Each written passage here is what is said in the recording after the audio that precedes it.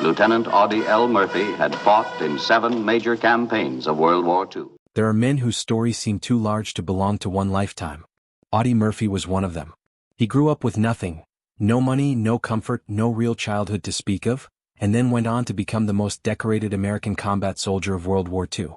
He came home, became a Hollywood movie star, and for millions of people, he stood as living proof that courage could come from the most unlikely places.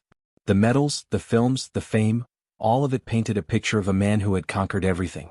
But there were rumors. Quiet ones at first, then louder over time. People whispered about what went on behind closed doors. They talked about the drinking, the gambling, the other women, the temper that sometimes frightened people who were close to him. They talked about the gap between the man on the poster and the man who came home at night. For a long time, those who loved him stayed silent. There was too much to protect, too much at stake, and frankly the country was not ready to hear it. Then Audie Murphy died. He was only 46 years old, killed in a plane crash in the mountains of Virginia on May 28, 1971. And after his death, the woman who had stood beside him through the hardest years of his life finally spoke. Pamela Murphy, his second wife, the mother of his 2 sons, the woman who had quietly watched the man she loved both shine and fall apart, confirmed what people had been wondering about for years. And what she said changed how many people understood the full truth of Audie Murphy's story. To understand what Pamela eventually confirmed, you first have to understand what Audie Murphy came from and what the war did to him. He was born on June 20, 1925 in Kingston, Texas, the 7th of 12 children in a desperately poor sharecropping family. His father eventually abandoned them, and his mother, Josie, held the family together through sheer will and exhaustion. When she died in 1941 from a combination of illness and hardship, Audie was just 16 years old. That loss hollowed something out in him that never fully grew back. He had already left school in the 5th grade to pick cotton and hunt small game to help feed his brothers and sisters. He was quiet, moody, and self-reliant in the way that children who grow up in survival mode tend to be. When Pearl Harbor was attacked at the end of 1941, he wanted to enlist immediately. The Army, Navy, and Marine Corps all turned him away. He was too young and too small, a slight-framed teenager who did not look like a soldier. With his sister's help, his birth date was altered on paper, and on June 30, 1942, he was finally accepted into the U.S. Army. What happened next is one of the most extraordinary combat records in American military history. Murphy served in 7 major campaigns across North Africa, Sicily, Italy, France, and Germany. He earned every U.S. Army Combat Award for valor available during World War II, along with decorations from France and Belgium. His most celebrated act came on January 26, 1945, near Holtzwihr, France, when he single-handedly held off an entire company of German soldiers by climbing onto a burning, ammunition-loaded tank destroyer and firing its machine gun for nearly an hour while directing artillery by radio, all while wounded in both legs. He killed or wounded approximately 50 enemy soldiers that day. For that action he was awarded the Medal of Honor. He came home at 20 years old wearing more decorations than most generals ever see. America embraced him as a hero. Life magazine put him on its cover. Hollywood came calling. And Audie Murphy stepped into a new life that, from the outside, looked like everything a man could want. But the war had not left him. It had simply relocated, from the fields of France into the rooms of every house he ever lived in.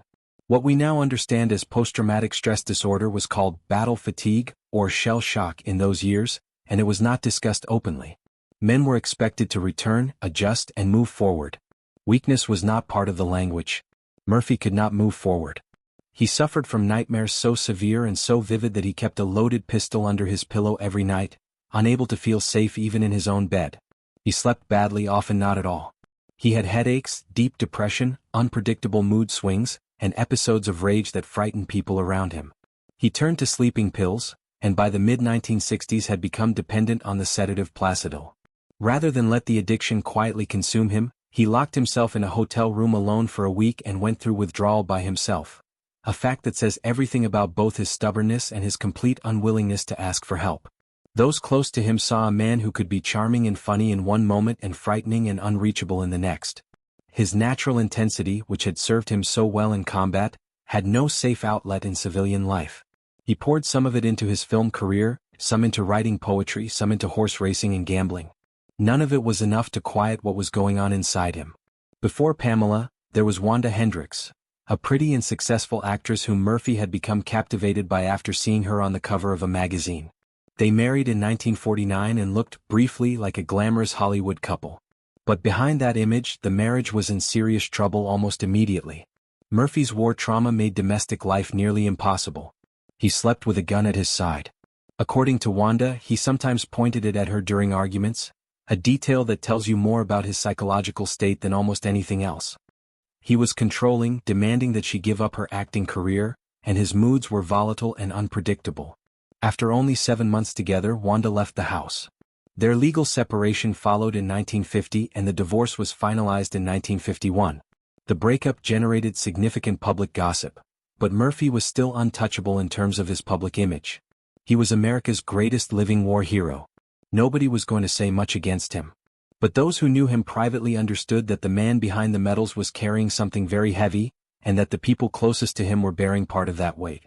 Just 4 days after his divorce from Wanda Hendricks was finalized, Audie Murphy married Pamela Opal Lee Archer on April 23, 1951 in Dallas, Texas. The speed of that decision raised eyebrows, but Pamela was a different kind of woman in a different kind of situation.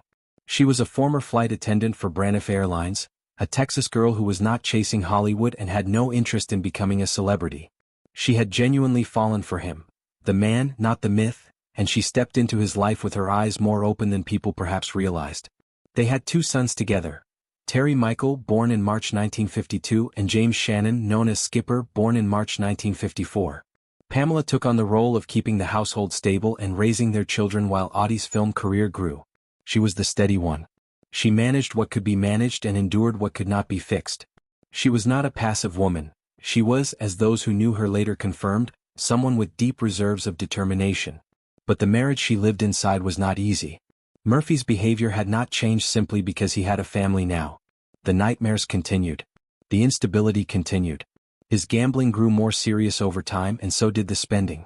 He invested heavily in horse racing and fell into bad business deals, including an Algerian oil venture in which he reportedly lost $260,000.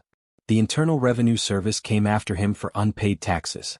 The fortune that his film career had generated was draining away steadily, and Pamela watched it happen without being able to stop it. And then there were the other women. This is the part that Pamela Murphy chose to address honestly after Audie was gone. The rumors about his infidelity had circulated for years among people who moved in Hollywood circles. Friends and colleagues knew. Acquaintances suspected. But as long as Murphy was alive, and then in the immediate years after his death, no one at the center of his life made a direct public statement about it. Pamela did. In the accounts gathered by those who spoke with her, including writer Roy Exum, who wrote about her extensively, she did not hide from what had happened. She acknowledged that Audie Murphy had been unfaithful during their marriage. She confirmed that there had been other women, and that in the final years of his life, he had essentially drifted away from her and their family altogether. He had become, in the words used to describe the situation, estranged from her by the time the plane went down in May 1971. What makes her words remarkable is not the admission itself, it was what came after it. Pamela Murphy said, "Even with the adultery and desertion at the end, he always remained my hero." That sentence is worth sitting with. She did not excuse what he had done. She did not pretend it had not happened or minimize the pain it caused. She spoke plainly about adultery and desertion, 2 words with real weight. And then she placed those words inside a larger truth, that she understood who he was, what the war had done to him, and that her love for him was not cancelled by his failures. She was not performing loyalty for the public. She was telling the truth about a complicated man and a complicated marriage, and she was doing it with a kind of clear-eyed grace that is genuinely rare. Those who knew Pamela well understood that her acknowledgement was not bitterness dressed up as forgiveness. It was something more honest than that, a woman who had lived alongside a deeply damaged person for 2 decades and come to terms over time with what that actually meant. When Audie Murphy's plane crashed into Brush Mountain near Roanoke, Virginia, he left behind more than grief. He left behind debt. Serious, accumulated, grinding debt. The gambling losses, the failed investments, the unpaid taxes, all of it landed on Pamela's shoulders. She moved out of their home and into a small apartment. She took a job as a clerk at the Sepulveda Veterans Administration Hospital in Los Angeles. And then, over the course of nearly a decade, she paid off every dollar of Audie Murphy's debts. Every single one. There are accounts of her life during this period that describe a woman so strapped financially that she could not afford to travel to Arlington National Cemetery to visit his grave. She asked a friend in Washington to lay flowers there for her on Veterans Day year after year, because she could not make the trip herself. She could have walked away. There was no legal obligation compelling her to pay debts that were largely his. But Pamela Murphy paid them because, as one account put it, she would not have it said that Audie Murphy had ever welched on a deal. That tells you something deep about who she was. Her loyalty was not blind or weak. It was a choice she made consciously, with full knowledge of his flaws. What happened next is a story that deserves to be told on its own terms, separate from Audie Murphy's name. Pamela stayed at the Sepulveda VA hospital not just as a clerk but eventually as a patient liaison, and she remained there for 35 years. She treated every veteran who came through those doors as though they were personally important to her, because to her, they were. She walked the halls with a clipboard, making sure men got the appointments they needed, making sure they were not lost in the bureaucracy, making sure someone was paying attention. She never addressed the veterans by their first names. It was always Mr. She believed they had earned that respect and she was going to give it to them. If a man had been waiting too long to see a specialist, she would take him by the hand and walk him directly into the doctor's office. She got reprimanded for it. She did not care. Veterans who learned who she was, who realized they were talking to Audie Murphy's widow, sometimes approached her in tears. They would thank her, ask for a hug, tell her what her husband had meant to them. At first, she understood those moments were about him. But as the years passed and she built her own reputation at the hospital, those expressions of gratitude became about her. She had become, in her own right, someone they loved and respected. In 2002, budget cuts threatened her position at the hospital. Veterans organized and protested until the decision was reversed and she was allowed to stay. She kept working until 2007 when she was 87 years old. She died peacefully at her home on April 8, 2010, survived by her two sons Terry and James.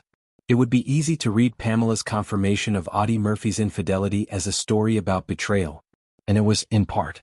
He had failed her in ways that were real and serious. The adultery, the financial recklessness, the emotional distance that widened over time, none of that should be softened or explained away. But Pamela's willingness to speak honestly about it, combined with her refusal to let it define how she remembered him, opens up something more interesting. It reveals the gap that existed, and always exists, between public figures and the full truth of their lives. Audie Murphy was not a simple hero. He was a man made by poverty, shaped by violence, broken in specific ways by combat, and unable to fully recover despite everything he tried. His infidelity and his failures were not separate from his trauma, they were part of the same wound. Pamela understood that. She had lived inside it. And when she finally confirmed what people had wondered about, she did it without cruelty, without bitterness, and without any apparent desire to diminish what he had achieved. She simply told the truth about both things at once. The greatness and the failure, the hero and the flawed man, and let people sit with the complexity of it. That honesty is, in its own way, a form of loyalty more profound than silence would have been. She did not protect a false image. She protected the real person, complicated, broken, and still, in her eyes, her hero. Audie Murphy's legacy is secure. His medals, his acts of courage in combat, his advocacy for veterans with PTSD long before the term existed. These things belong to history and will not be undone by the knowledge of his personal failures. But the story of Pamela Murphy deserves equal recognition. She was not a passive figure in his shadow. She was the person who paid his debts when he was gone, who raised his sons, who spent 35 years caring for the veterans he had fought alongside, and who told the truth about their marriage when the easier path would have been to say nothing. She confirmed the rumors not to damage his name, but because honesty was more important to her than myth. And in doing so, she gave the world a fuller, more human picture of a man who had been elevated so high that his humanity had almost been forgotten. The most decorated soldier in American history was also a man who hurt people he loved, wasted money, and died estranged from his family. And the woman who knew all of that still called him her hero. Both things are true. Pamela Murphy made sure of it.